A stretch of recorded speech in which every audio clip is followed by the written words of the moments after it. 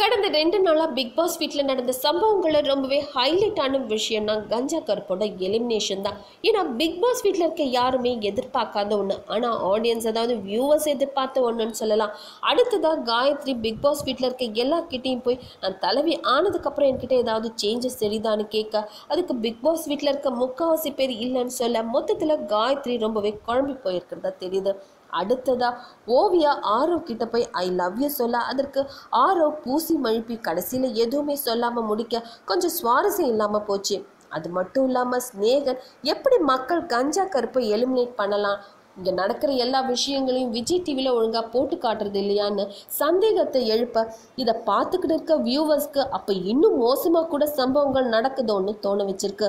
அது மட்டும் இல்லாமல் ஜூலியை பற்றி கமல் சார் காயத்ரி கிட்ட கேட்ட மாதிரி என்கிட்ட கேட்டிருந்தா நான் சரியாக எடுத்து சொல்லியிருப்பேன், ஜூலி இப்படிப்பட்டவன்னு ஸ்நேகன் சொல்ல இப்படி ஆளுக்கு நாட்டாமையாக இருந்தது.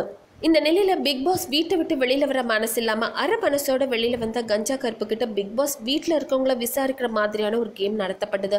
ஆனால் கஞ்சா கருப்பு பிக் பாஸ் வீட்டை விட்டு வெளியில் வந்துட்டும் கூட வாய்ஸ் இருக்கிறவங்க வாய்ஸ் இல்லாதவங்க அப்படின்னு பிரித்து பார்த்து அதுக்கேற்ற மாதிரி பதில் சொல்ல, கமல் இடையில புகுந்து நீங்கள் ஒன்றும் பயப்படாதீங்க, ஏன்னா இங்கே நடக்கிற விஷயம் எல்லாம் அவங்களுக்கு உடனே ஒன்றும் தெரிய போகிறது கிடையாது, 100 நாள் முடிஞ்சு வெளியே வந்ததுக்கப்புறம் தான் தெரியும்னு சொல்ல, அதையே ரொம்பவே கேஷுவலாக எடுத்துகிட்டு நான் அப்படி நினைக்கலன்னு சொல்ல, ஆக மொத்தத்தில் அவர் யாரை பற்றி சரியாக சொன்னார்னா வையாபுரிக்கு கத்தி மாலையை போட்டு இவர் முதுகுல குத்துறவர் அப்படின்னும், அடுத்ததா சக்திக்கு மிளகா மாலையை போட்டு இவர் காரசாரமாக வெடிக்கக்கூடியவர்னு சொல்லியிருந்தாரு. மேலும் கஞ்சா கருப்பு வெளியே வந்ததுக்கு அப்புறம் தான் பரணியை இன்னும் எல்லாருமே ரொம்பவே கார்னர் பண்ண தொடங்கியிருக்காங்கன்னு சொல்லலாம். இதுக்கிடையில இன்னைக்கு பிக் பாஸ் வீட்டில் இருக்கவங்க யாரை எலிமினேட் பண்ணுறதுக்கு பரிந்துரைக்க போகிறாங்க, அது மட்டும் இல்லாமல் யாரை தலைவராக தேர்ந்தெடுக்க போகிறாங்க, இதெல்லாம் பொறுத்து இருந்து தான் பார்க்கணும். ஆனால் ஆர்த்தி கண்டிப்பாக எலிமினேஷன் லிஸ்ட்டில் வந்துடுவாங்கன்னு தோணுது. அது மட்டும் இல்லாமல் சக்தியை தலைவராக தேர்ந்தெடுக்கணும் அப்படின்னு ஏற்கனவே ஸ்நேகன் பேசிட்டு இருந்ததால சக்தி ஒருவேளை தலைவராகவும் வரலாம்.